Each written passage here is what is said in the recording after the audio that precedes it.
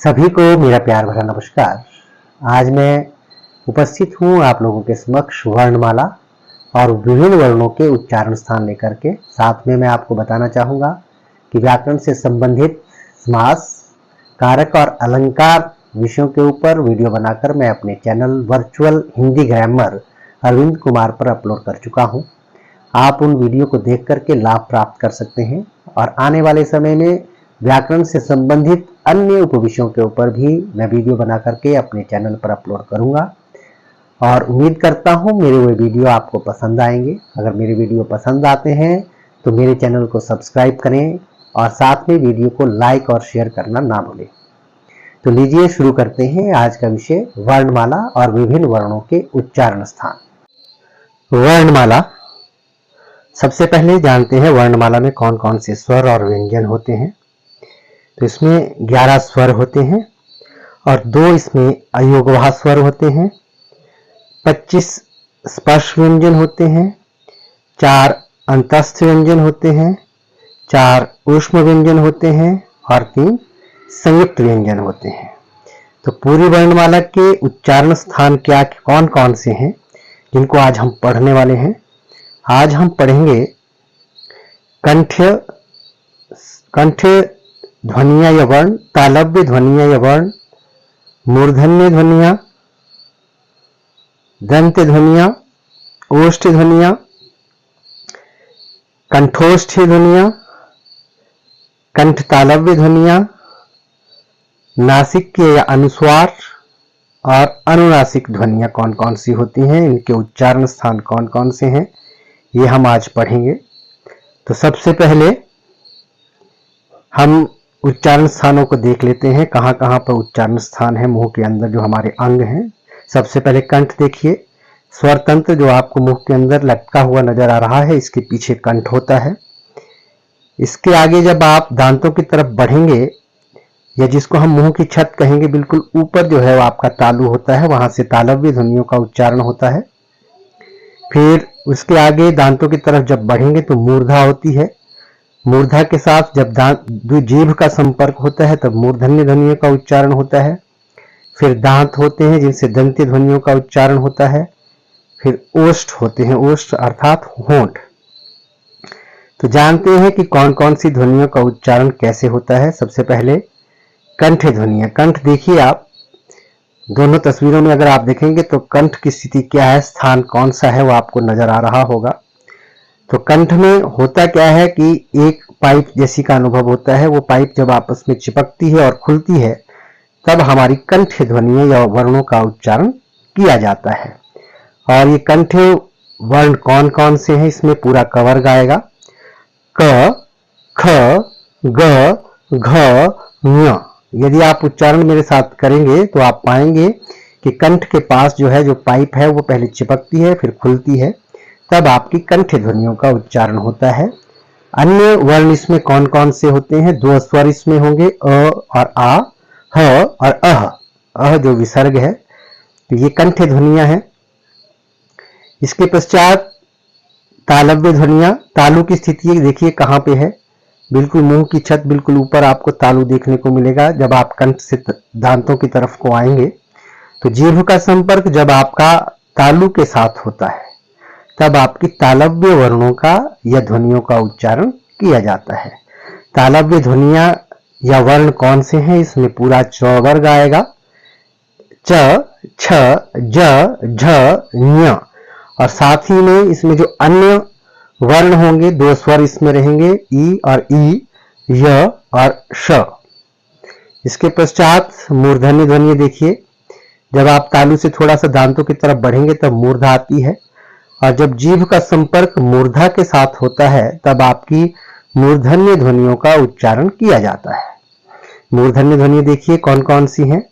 मूर्धन्य ध्वनियों में ट वर्ग आएगा पूरा, जिसमें ट है, ठ है, ड है, ढ है, न है। अन्य ध्वनियां देखिए इसमें कौन सी हैं, री होगी, र होगा और श होगा। इसके पश्चात दंत्य ध्वनियां। जब जीभ का संपर्क दांत के साथ होता है तब आपकी दंत्य वर्णों या दंत्य ध्वनियों का उच्चारण किया जाता है। दंत्य ध्वनियां कौन कौन सी होंगी, इसमें त वर्ग पूरा आएगा, त, थ, द, ध, न।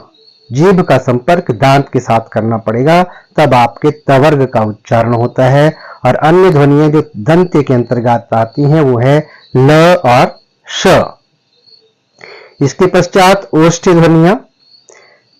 ओष्ठ्य ध्वनियों में क्या होता है कि पहले आपके जो होंठ हैं वो आपस में मिलते हैं और फिर खुलते हैं, या कोई अन्य आकार भी ओष्ठ्य ध्वनियों के दौरान जो है होंठों का बन सकता है। तो ओष्ठ्य ध्वनियां कौन कौन सी हैं, इसमें पूरा प वर्ग आएगा, प, फ, ब, भ, म।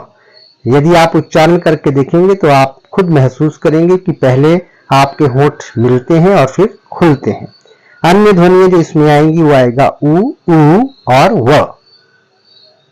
इसके पश्चात कुछ ध्वनियां ऐसी हैं जो दो उच्चारण स्थानों का सहयोग जिसमें लेना पड़ता है, जीभ आपकी दोनों स्थानों पर आपस में मिलती है या संपर्क में आती है, तो वो जो आपकी ध्वनियां हैं जिसमें तालव्य या तालु और कंठ का इस्तेमाल किया जाता है उनको कंठ तालव्य ध्वनियां कहा जाता है, और इसमें दो स्वर आते हैं, ए और ऐ। इसके पश्चात कुछ ध्वनियां ऐसी हैं जिसमें कंठ और होंठ दोनों का इस्तेमाल किया जाता है, इसलिए इनको कंठोष्ठ्य ध्वनियां कहा जाता है। और कंठोष्ठ्य ध्वनियां या वर्ण जो हैं वो हैं ओ और औ। इसके पश्चात अनुस्वार या नासिक की ध्वनियां।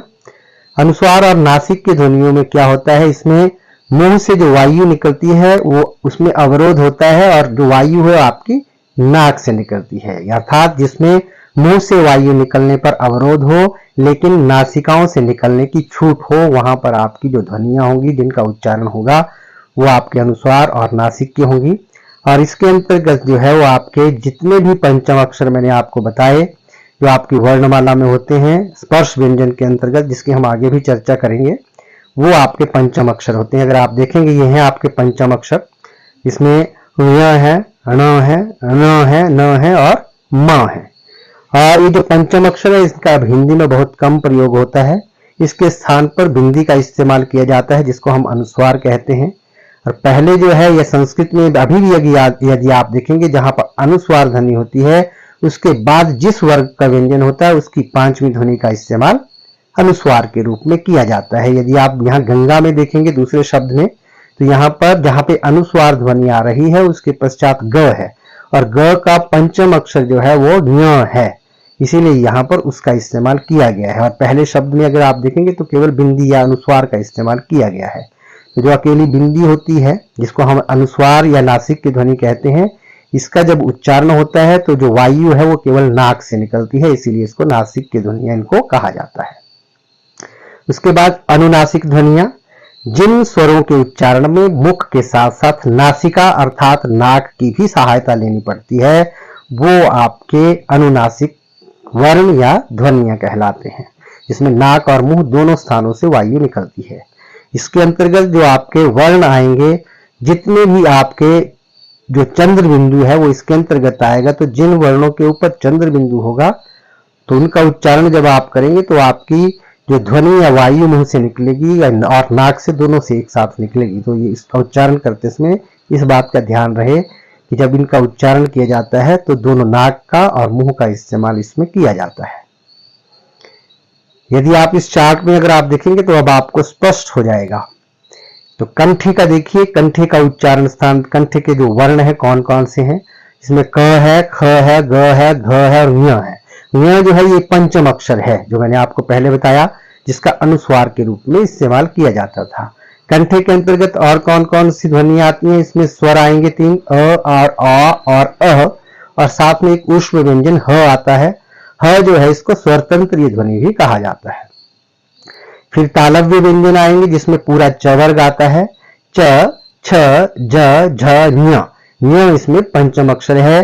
दो स्वर इसके अंतर्गत आते हैं, ई और ई। य और एक ऊष्म व्यंजन इसके अंतर्गत आता है, श।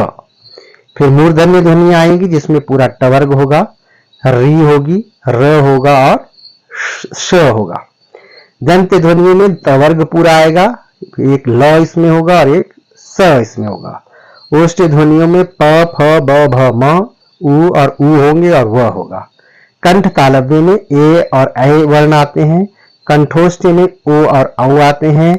नासिक के और अनुस्वार में जो है वो पंचम अक्षर इसके अंतर्गत आते हैं, जिनका पहले प्रयोग किया जाता था अनुस्वार के रूप में, अब केवल बिंदी का इस्तेमाल इसमें किया जाता है।